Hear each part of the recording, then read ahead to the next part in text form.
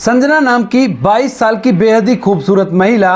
जो कि वाराणसी के रेलवे स्टेशन पर बैठी हुई है। उसे यहाँ से दिल्ली जाना है किसी काम के लिए, लेकिन यहाँ पर जितनी भी ट्रेन आई हैं उन ट्रेनों के अंदर काफ़ी ज़्यादा भीड़ थी और अब तक वह किसी भी ट्रेन में नहीं चढ़ पाई है। कई ट्रेन यहाँ से दिल्ली के लिए जा चुकी हैं, लेकिन वह किसी भी ट्रेन को नहीं पकड़ पाती है। इसका कारण यह था कि संजना के पास उसका 2 साल का बच्चा था जो उसकी गोद में था और वह भीड़ भाड़ में अपने आप को उस ट्रेन के अंदर चढ़ाने में नाकामयाब होती है। इसके बाद संजना वहीं पर बैठकर वेट करती रहती है और सोचती है कि कोई जब ऐसी ट्रेन आएगी जिस ट्रेन के अंदर भीड़ ना हो, उस ट्रेन में मैं चढ़ जाऊंगी और दिल्ली जाकर अपने काम को करवा लूंगी। लेकिन संजना प्लेटफॉर्म पर बैठी बैठी काफ़ी ज़्यादा उदास प्रतीत हो रही थी। वहीं पर जब उसका बच्चा इधर उधर प्लेटफॉर्म पर कुछ सामानों को बेचने वालों को देखता है तो एकदम से उनकी तरफ इशारा करता है, लेकिन जो संजना होती है वह अपने बच्चे का हाथ नीचे की तरफ कर लेती है और कहती है कि नहीं बेटा, ये गंदी चीज़ है। ऐसा कहकर वह अपने बच्चे को समझा रही थी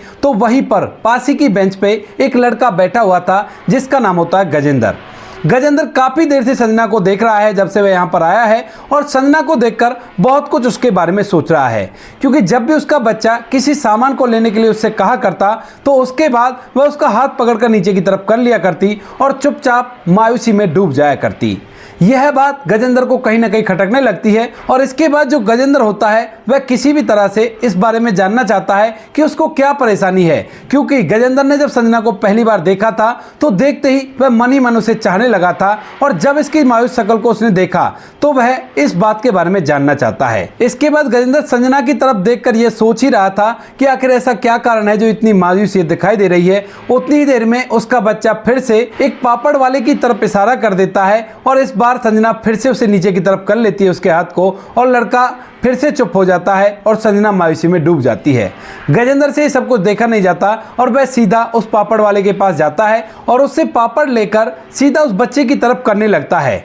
बच्चा संजना की गोद में था और बच्चा जब पीछे से पापड़ को देखता है तो उस पापड़ को पकड़ लेता है और जैसे ही संजना ये सब कुछ देखती है तो वो कहने लगती है कि आपने इसे पापड़ क्यों दिलाया, क्योंकि ये तो बच्चा है, इस तरह से हाथ करता ही रहता है, कोई बात नहीं, इसका पेट भरा हुआ है। लेकिन तभी जो गजेंद्र है वो कहता है कि कोई बात नहीं, बच्चा है, अगर बच्चे का मन कर रहा है तो खा लेने दो, कोई बड़ी बात नहीं है। ऐसा कहकर जो गजेंद्र है वह वहाँ से दोबारा अपनी सीट पर जाने लगता है, लेकिन जैसे ही संजना इस बात को सुनती है तो चुप तो रह जाती है और उसकी आंखों से आंसू टपकने लगे थे और वह अंदर ही अंदर घुट घुट कर फूट फूट कर रो रही थी। गजेंद्र ये सब चीज महसूस कर लेता है और इसके बाद उसे बिल्कुल भी नहीं रह जाता और वह अपनी सीट से उठकर संजना की सीट पर आकर बैठ जाता है। वह दोबारा से उस बच्चे के लिए कुछ सामान लेकर आया था खाने के लिए और वह लाकर उस बच्चे की तरफ उस सामान को बढ़ा देता है और बच्चा भी उसे हाथ में ले लेता है। संजना फिर से उससे मना करती है, लेकिन फिर वो बच्चा कहकर कह देता है कि बच्चे का मन है तो कोई बात नहीं, खा लेने दो, कोई बड़ी बात नहीं है। इसके बाद वह जब संजना से पूछता है कि आपको कहाँ जाना है, आप काफी देर से यहाँ पर बैठी हुई हो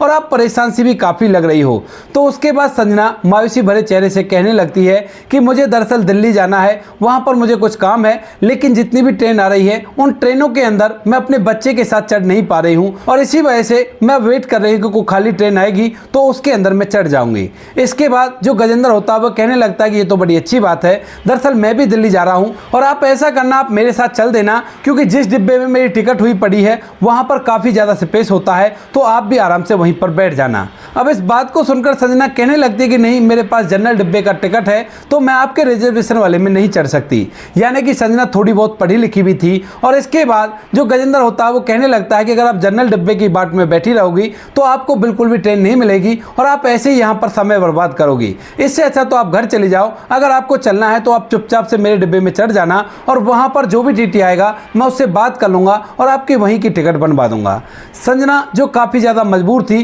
क्योंकि उसका दिल्ली जाना काफी जरूरी था, तो इसी वजह से वह वहां पर गजेंद्र की बात मानती है और उसके बाद जैसे ही गजेंद्र की वो ट्रेन आती है जिसमें उसने अपना रिजर्वेशन करवा रखा है तो एकदम से गजेंद्र के साथ उस ट्रेन में चढ़ने लगती है। यहाँ पर गजेंद्र ने अपना रिजर्वेशन एसी बोगी में करवा रखा था और जैसे ही संजना एसी बोगी में चढ़ती है तो एकदम से जो उसके अंदर ठंडक होती है उसे देखकर वो कहने लगती है कि ये अंदर से इतनी ठंडी क्यों है। तो उसके बाद गजेंद्र कहता है कि शायद लगता है तुम कभी एसी बोगी में नहीं चढ़ी हो, एसी बोगी इतनी ठंडी हुआ करती हैं और यहीं पे मेरा रिजर्वेशन हुआ पड़ा है। इसके बाद गजेंद्र अपने कैबिनेट में जाकर बैठ जाता है और वहाँ की जो सामने वाली सीट होती है वह पूरी तरह से खाली थी और उस पर आकर जो संजना होती है वह बैठ जाती है। संजना और गजेंद्र दोनों बैठ गए थे, लेकिन संजना को डर लग रहा था क्योंकि यह डिब्बा काफी अच्छा था और यहाँ पे ठंडक भी थी, यानी कि एसी भी इसके अंदर चला हुआ था और साफ सफाई भी अच्छी थी। तो इसी वजह से संजना को लगता है कि टीटी आएगा तो उससे क्या कहेंगे और मेरे पास तो इतने पैसे भी नहीं है। तो इसी वजह से जो संजना होती है जब ट्रेन चलने लगती है तो वह गजेंद्र से कहती है देखिए मेरे पास इतने पैसे नहीं है और अगला स्टेशन आने पर मैं उतर जाऊंगी, मैं जनरल डिब्बे में ही अपना सफर तय करूंगी। गजेंद्र उसकी मजबूरियों को समझ रहा था और उसे पता था कि इसके साथ बहुत कुछ गलत हो रहा है, वह ये चीज भाप चुका था। तो वह कहने लगता है कि तुम चिंता मत करो, मैं टीटी को जितने भी पैसे वो बोलेगा अपने आप दे दूंगा, आपके पास जनरल का टिकट तो है ना, आप इसी से यात्रा कर लेना। इसके बाद संजना वहां पर बैठी रहती है और वहां पर कुछ और लोग जो बैठे हुए थे वह उन दोनों को देखते रहते हैं, लेकिन कुछ समझ नहीं पा रहे थे कि क्या ये दोनों पति पत्नी हैं। अगर पति पत्नी हैं तो एक ही सीट पर क्यों नहीं बैठे, आमने सामने क्यों बैठे हुए हैं, क्या ये इनका असली बच्चा है? अगर असली बच्चा है तो ये व्यक्ति इस बच्चे को क्यों नहीं खिला रहा? यह बात सोचकर वह काफी ज्यादा हैरान और परेशान होते हैं, लेकिन वो कहते हैं ना कि किसी के पास किसी के लिए टाइम नहीं है। तो इसी वजह से स्टार्टिंग में तो कुछ देर वो लोग उन पर अटेंशन करते हैं, लेकिन उसके बाद सभी लोग चुपचाप रह जाते हैं। धीरे धीरे एक दो स्टेशन निकल जाते हैं और उसके बाद जो गजेंद्र होता है उससे उसके बारे में पूछने लगता है और कहता है कि क्या कारण है जो आपको इतने छोटे से बच्चे के साथ यात्रा करनी पड़ रही है,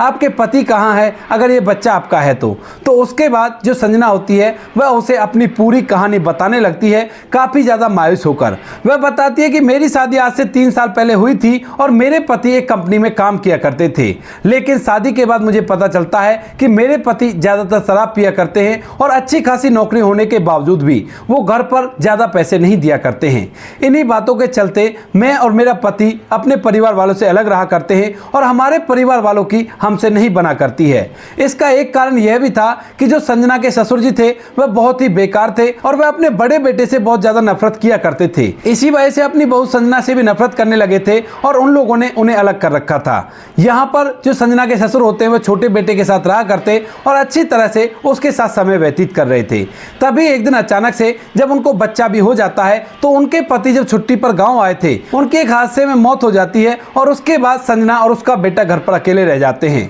वह अपने सास ससुर से उसको अपने साथ रखने के लिए कहने लगती है, लेकिन सास ससुर साफ साफ मना कर देते हैं और कहते हैं कि हमें नहीं पता कि तू कैसे रहेगी, क्या करना है तुझे, और अपनी जिंदगी अकेले व्यतीत कर, तेरे पति का घर है और उसी में अपना रहे आराम से। लेकिन संजना इस बात से काफी ज्यादा परेशान थी। तो पड़ोस की एक महिला जिसने कुछ दिन कंपनियों में काम किया था और उसे पता था कि कंपनियों का सिस्टम कैसे रहा करता है, वह उससे कहने लगती है कि संजना अगर तू ज्यादा परेशान है तो ऐसा कर, जहां पर तेरे पति काम किया करते थे वहां पर उनकी तनख्वाह में से कुछ ना कुछ पैसे जरूर से कटा होंगे और वे पैसे इकट्ठा हो रहे होंगे, तो ऐसा कर कंपनी में जा और कंपनी में जाकर उन पैसों को निकलवा ले। अब संजना को कंपनी का एड्रेस पता था और उस महिला के कहने पर वह खुद अपने बच्चे को लेकर दिल्ली जा रही थी और जैसे ये पूरी कहानी गजेंद्र सुनता है तो एकदम से उसे बड़ा ही बुरा लगता है, क्योंकि संजना यहाँ पर सच में ही दुखी थी। और इसके बाद जो गजेंद्र होता है अब तक तो उसे अलग तरह की निगाहों से देख रहा था, लेकिन अब सच में ही वह उसकी मदद करना चाहता है, क्योंकि सच में ही संजना काफ़ी ज़्यादा दुखी थी।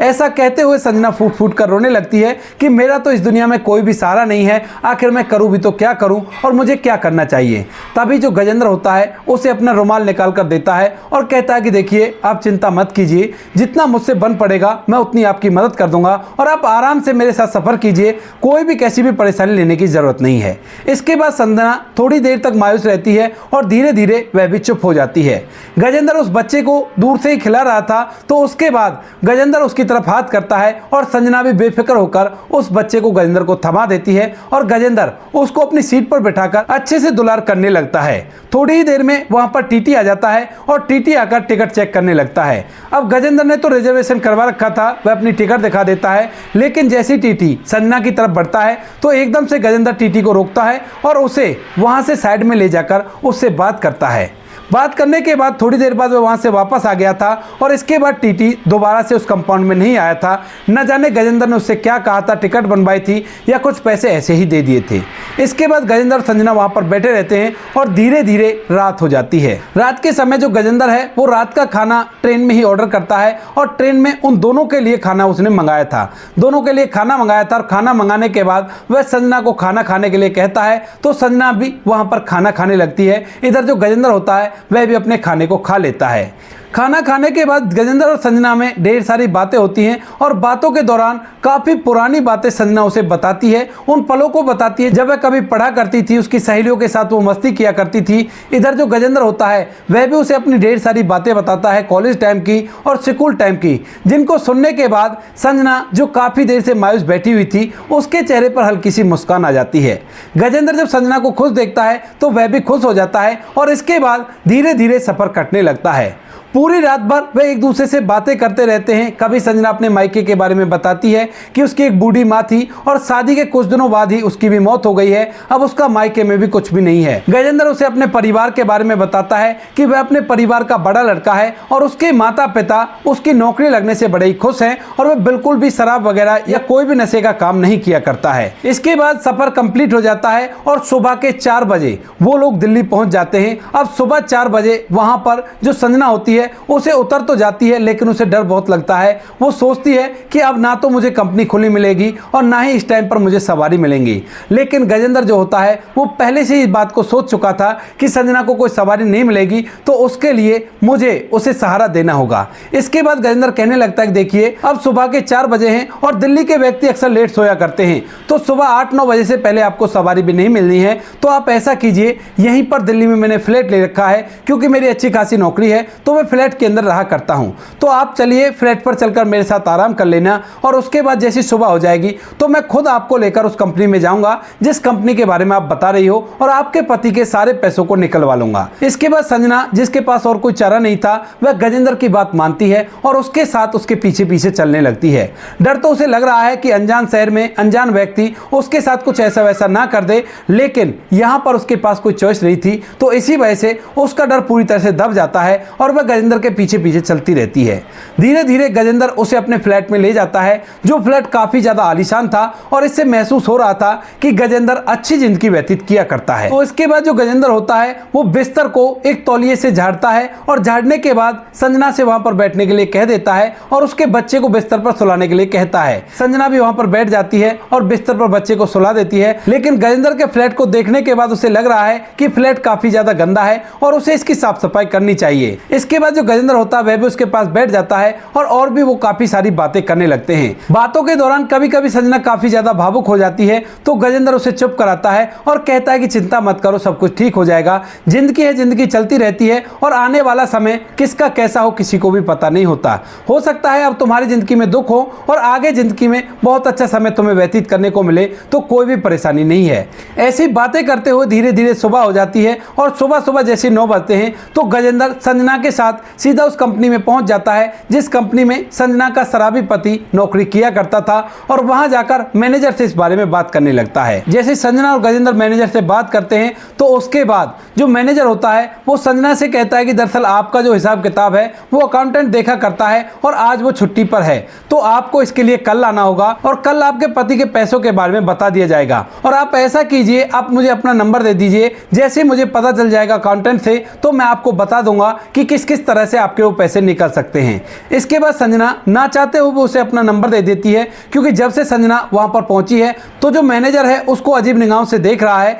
मानो वह उसका गलत फायदा उठाना चाहता हो। संजना उसे नंबर देकर वापस से गजेंद्र के साथ वापस निकलती है कंपनी से और इसके बाद पूरी तरह से मायूस हो जाती है। लेकिन तभी जो गजेंद्र होता है वो कहता है कि कोई बात नहीं, एक रात की ही तो बात है, आप मेरे फ्लैट में वहां पर रात बिता लेना और कल ये आपके काम को करने के लिए बोल रहा है तो कल देखते हैं जो होता है। इसके बाद संजना भी इसकी इस बात के लिए मान जाती है और गजेंद्र संजना दोबारा से फ्लैट पर चले जाते हैं। संजना को फ्लैट पर छोड़कर गजेंद्र फौरन से अपनी ड्यूटी ड्यूटी के लिए निकल जाता है और संजना दिन भर फ्लैट के अंदर आराम से रहती है। दिन के समय में जब संजना को फ्लैट काफ़ी ज़्यादा गंदा दिखाई देता है तो वह अपने बच्चे को बिस्तर पर सुलाकर अच्छे से उस फ्लैट की सफाई कर देती है और जब शाम के समय गजेंद्र वापस लौटता है तो उसे फ्लैट चमचमाता हुआ दिखाई देता है और यह बात देखकर वह पूरी तरह से हैरान हो जाता है। वहां पर वह संजना से कहता है कि आपने क्यों तकलीफ की, मैं आकर अपने आप सफाई कर लेता या किसी को बुलाकर सफाई करवा देता। तो संजना कहने लगती है देखिए मैं एक महिला हूं और महिला का फर्ज बनता है कि कहीं पर भी गंदगी ना हो, खासकर उस जगह पर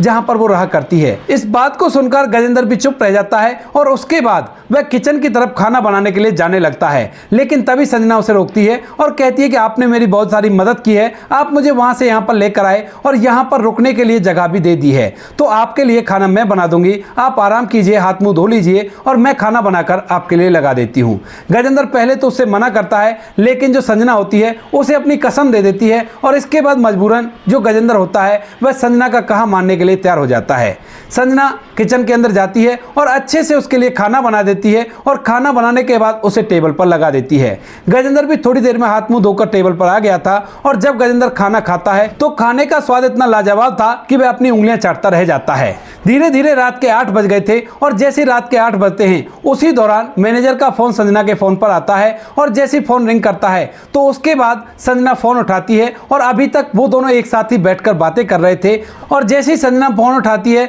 तो मैनेजर उधर से कहता है कि देखिए आपका जो फंड है वो नहीं निकल पाएगा, आपके पति ने नॉमिनी अपने पिता को बता रखा था तो उसका पिता ही उस फंड को निकाल सकता है, अगर उसने आपका नाम लिखवा दिया होता तो ही आप इस फंड को निकाल पाती। अब यह बात सुनकर जो संजना होती है वो कहने लगती है कि ठीक है साहब, अगर ऐसी बात है तो मैं अपने ससुर जी से बात करती हूँ, अगर वो इस फंड को निकाल दें तो बहुत अच्छा रहेगा। इसके बाद जो संजना होती है वह उस फोन को काट देती है, लेकिन इस बात से वह काफी ज्यादा मायूस हो गई थी क्योंकि उसे लग रहा था कि उसके पति का जो भी फंड आएगा उससे वो छोटा मोटा रोजगार स्टार्ट कर लेगी और गांव के अंदर ही अपना जीवन व्यतीत करेगी। जब संजना फूट फूट कर रोने लगती है तो गजेंद्र उससे रोने का कारण पूछता है तो वो बताती है कि मेरे ससुर जी बिल्कुल भी उस फंड को मुझे निकाल कर नहीं देंगे क्योंकि वो मुझसे काफी ज्यादा जला करते हैं और मेरी यही एक आखिरी उम्मीद थी, अब मैं करूं भी तो क्या करूं। उसके बाद जो गजेंद्र होता है वो कहने लगता है कि अरे नहीं ऐसा नहीं होगा, आपके ससुर जी आप भले ही आपको कितने भी स्टिक दिखते होंगे लेकिन उन्हें थोड़ी बहुत इंसानियत होगी, आप ऐसा करो उनका नंबर दो और मैं उनसे बात करता हूं। इसके बाद संजना अपने ससुर का नंबर दे देती है और जैसे ही गजेंद्र उसे बताता है कि देखिए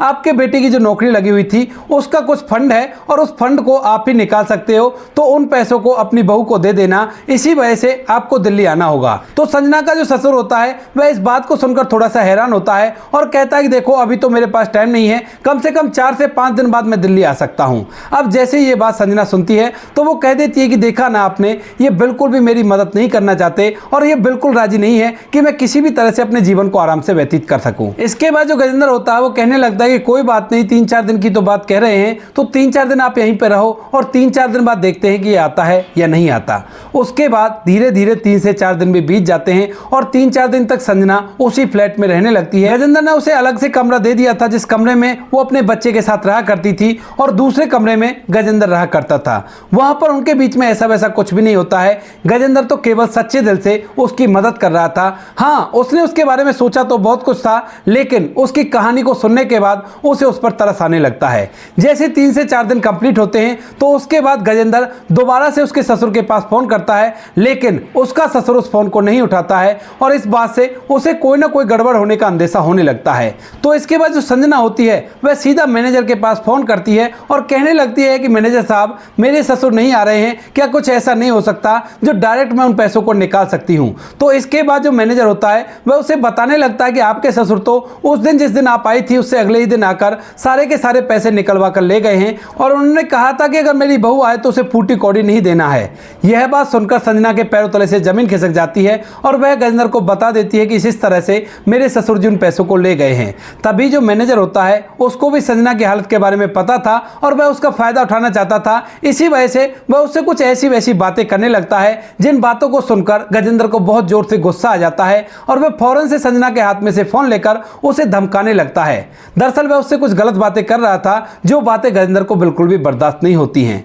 इसके बाद संजना इन बातों को सुनकर और भी ज्यादा फूट फूट कर रोने लगती है और गजेंद्र से कहती है कि अब मेरा क्या है, अब मैं क्या करूं, जाऊं तो जाऊं कहां, करूं तो करूं क्या। अगर गांव में जाऊंगी तो वहां पर भूखी मर जाऊंगी और मुझे अपने बच्चे को भी पालना है क्योंकि मेरे पति के नाम कुछ भी पुश्तैनी जमीन नहीं थी, एक छोटा सा घर था जिसके अंदर हम लोग रहा करते थे। यह बात कहते हुए संजना फूट फूट कर रोने लगती है। तभी गजेंद्र उसे सहारा देता है और उसको कंधे से लगाकर चुप कराने की कोशिश करता है। संजना थोड़ी देर में चुप हो जाती है और तभी गजेंद्र कहता है कि कोई बात नहीं, आप चिंता मत कीजिए, आपके लिए मैं यहाँ पर कोई छोटा मोटा काम ढूंढ दूंगा और आप यहीं पर रहकर आराम से उस काम को कीजिए और अपनी जिंदगी को व्यतीत करने लगिए। इसके बाद जो संजना है वह भी गजेंद्र की बात मान जाती है और अपने बच्चे के साथ वहीं पर रहने लगती है। गजेंद्र उसके लिए काम ढूंढ रहा था, लेकिन जब भी सुबह शाम वो घर पर आया करता तो घर उसे अच्छी तरह से व्यवस्थित मिला करता और साथ में खाना भी तैयार मिला करता। संजना का व्यवहार उसे बड़ा ही अच्छा लगता है और साथ में वो उस छोटे से बच्चे के साथ भी काफी ज्यादा कनेक्ट हो गया था। अकेला अपने कमरे में लेटा लेटा वह बहुत बार संजना के बारे में सोचा करता है और सोचता है कि किस तरह से कहूं, क्या कहना सही होगा या नहीं होगा। यही सोचकर वह काफी ज्यादा परेशान रहता है। दरअसल संजना के व्यवहार से उसे लगने लगा है कि अगर वह संजना से शादी कर लेगा तो उसकी जिंदगी भी सफल हो जाएगी और मेरी लाइफ भी कंप्लीट हो जाएगी। यही सोचकर वह काफी ज्यादा परेशान रहता है और जैसे ही संजना को वहां पर रहते हुए 10 से 15 दिन बीतते हैं तो रात के लगभग 12 बजे संजना अपने कमरे से निकलकर गजेंद्र के कमरे की तरफ आती है और वहां पर गजेंद्र की आंखें खुली हुई थी। जैसे ही गजेंद्र संजना को आते हुए देखता है तो अपने बिस्तर पर बैठ जाता है और पूछने लगता है कि कहो संजना, क्या बात है, क्या आंख नहीं लग रही। तो उसके बाद संजना उससे बिना कुछ बोलते हुए उसके बिस्तर पर आकर बैठ जाती है और कहने लगती है कि क्या आपको मेरे लिए कोई काम मिला या नहीं मिला। तो गजेंद्र कहता है कि नहीं, बात चल रही है 2-3 जगह और जल्द से तुम्हारे लिए काम मिल जाएगा। तो संजना कहने लगती है कि ठीक है, अगर ऐसी बात है तो अब मुझे मेरे ख्याल से वापस चला जाना चाहिए, क्योंकि मैं कब तक तुम्हारे ऊपर बोझ बनकर रहूंगी। तभी जो गजेंद्र है वो कहता है कि नहीं संजना, ऐसा मत समझो, तुम मेरे ऊपर बोझ नहीं हो। जो कुछ भी मैं तुम्हें खिलाया पिलाया करता हूँ या तुम्हारे बच्चे की देखभाल किया करता हूँ उतना काम तुम मेरे लिए कर दिया करती हो और कोई भी परेशानी नहीं है। लेकिन तभी संजना कहती है कि पड़ोस के फ्लैट वाले लोग बातें बनाने लगे हैं कि सामने वाला लड़का किसी महिला को ले आया है और उसके साथ में बच्चा भी है, न जाने कहां से पकड़कर लाया है और ये बातें मुझे बिल्कुल भी अच्छी नहीं लगती। हम दोनों एक दूसरे से अलग हैं और हम दोनों सही तरह से रह रहे हैं, लेकिन लोग तरह तरह की बातें बनाएंगे तो ये बिल्कुल भी ठीक नहीं है। तभी जो गजेंद्र होता है अचानक से उसके मुंह से निकल जाता है कि अगर ऐसी बात है तो क्यों ना हम लोग शादी कर लें। यह बात सुनकर संजना एकदम से गजेंद्र की तरफ देखने लगती है, लेकिन तभी जो गजेंद्र होता है अपने मन की पूरी भावनाओं को उसके सामने व्यक्त कर देता है और कहता है कि संजना, जब मैंने तुम्हें पहली बार देखा था तो उसी टाइम मैं तुमसे प्यार कर बैठा था, इसी वजह से मैंने बच्चे के लिए सामान खरीदा और अब तो मैं बच्चे के साथ और भी ज्यादा घुल मिल गया हूं, तो क्यों ना हम दोनों एक दूसरे से शादी कर ले। तभी जो संजना होती है वो कहने लगती है कि प्यार तो मैं भी तुमसे कर बैठी हूं इतने दिनों में, क्योंकि तुम अच्छे ही इतने हो, लेकिन तुम्हारे घर वाले क्या कहेंगे, कहीं वो लोग इस बात के लिए मना ना करने लगे। तो गजेंद्र कहता है कि तुम इस बात की चिंता मत करो, मैं अपने घर वालों को मना लूंगा, बस तुम एक बार हामी भर लो, अगर तुम हामी भरती हो तो हम दोनों एक दूसरे से शादी करेंगे। उसके बाद संजना भी मान जाती है और जैसे ही गजेंद्र अपने घर वालों को इन सभी चीजों के बारे में बताता है तो घर वालों को इस बात से कोई भी आपत्ति नहीं होती, क्योंकि लड़के को लड़की पसंद है तो उन्हें इस बात से क्या परेशानी होगी। उसके बाद घर वाले खुशी खुशी उन दोनों की शादी करा देते हैं और शादी होने के बाद फिलहाल गजेंद्र और संजना एक साथ हंसी खुशी जिंदगी व्यतीत कर रहे हैं। अभी जो संजना और गजेंद्र है उनको एक बेटी भी हो चुकी है और वे सभी लोग उसी फ्लैट के अंदर उसी नौकरी के सारे अपने जीवन को व्यतीत कर रहे हैं। तो दोस्तों ये थी आज की कहानी, आपको जैसी भी लगे कमेंट सेक्शन में बता देना। वीडियो अगर अच्छी लगे तो वीडियो को लाइक और चैनल को सब्सक्राइब जरूर करें, ताकि हमें थोड़ा सा हौसला मिले आप लोगों के लिए ऐसे अच्छे वीडियो बनाने के लिए। इन कहानियों को सुनाने का उद्देश्य किसी को परेशान करना बिल्कुल भी नहीं है। ये कहानी आपको इसलिए सुनाई जाती है ताकि आप लोग इन कहानियों में से कुछ ना कुछ सीख सको और अपने जीवन में उस चीज़ को अप्लाई कर सको। मिलते हैं किसी नेक्स्ट वीडियो में नए टॉपिक के साथ, तब तक के लिए जय हिंद, जय भारत, जय हिंदुस्तान।